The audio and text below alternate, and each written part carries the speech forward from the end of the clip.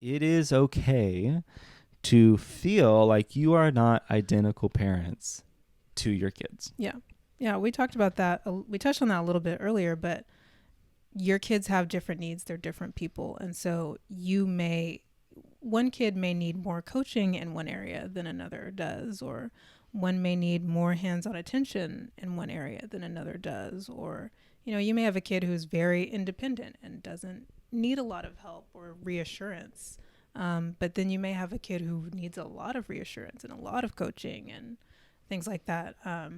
And so you're going to tailor your parenting approach. Again, like we said, there's general expectations you're going to have in your family. Like one of our general expectations for our kids is to be kind. Like we expect them to be kind people, very generally speaking, kind to each other, kind to us, kind to other people. But they each have their own unique personality and way that they show up in the world. And that requires individualized parenting. Not everything that works with, and we figured that out in toddlerhood, like not everything that works with the first one is going to work with the second one and vice versa. And that's okay. It doesn't mean that you're giving favoritism or, like it just means that each kid is different and you've got to tailor your approach.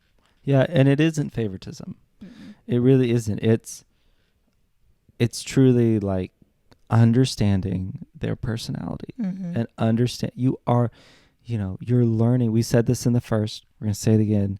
We may say it every episode we ever have, where you are learning who they are as an individual, as they are learning that as well. And there's just personality differences there. And so, like a great example of that is our oldest is much more extroverted than the younger one. And so one of the ways that he receives love is like a quality time that includes an activity. So this past weekend, he spent like the whole day with me on Sunday out in the front yard, working, doing physical labor and getting the flower beds ready for the spring and summer with me. Right. The younger one was out there, I think, for like 10 minutes. Yeah, I think he was ready to go inside. And then he was like, well, this has been fun. I'm getting a little sweaty and it's kind of hot. I'm going to go inside. But he will, even from a young age, the younger one would like sit and cuddle and watch a movie for like 10 minutes.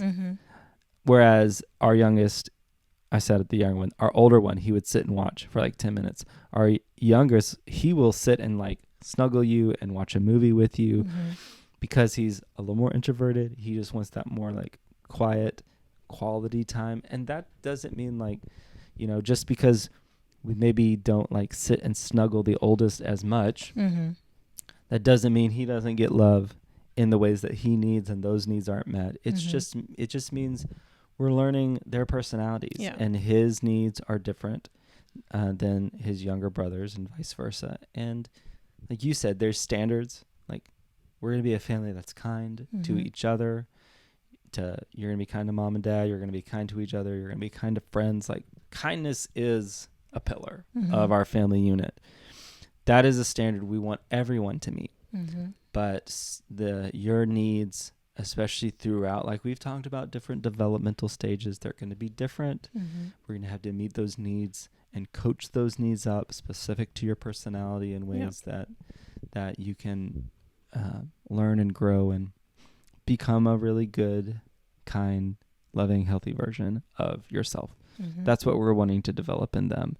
And so, you're going to parent probably a little bit differently, but I do believe that you can do that without it being something that either one feels like there's favoritism. So, so it's not about favoritism. It's not about preferential treatment. The second born, there's just an experience level. This time around, there's only one newbie to the game. It's the baby. It's the second one.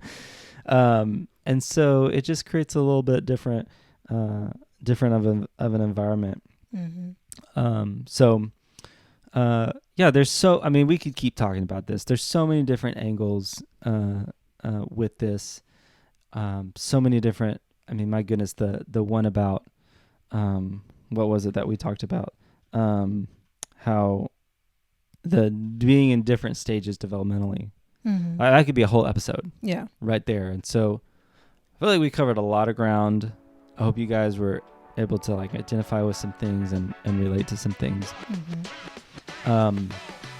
But we would love to kind of hear like your approach to this as parents. How have you approached the second one differently than the first one? Do you still kind of at times feel like a rookie more with the first one than you do with the second one? Do you feel more experienced, more comfortable? We would love to hear your perspective on that and your stories on that. So definitely let us know, drop a comment, and let us know what you think on that.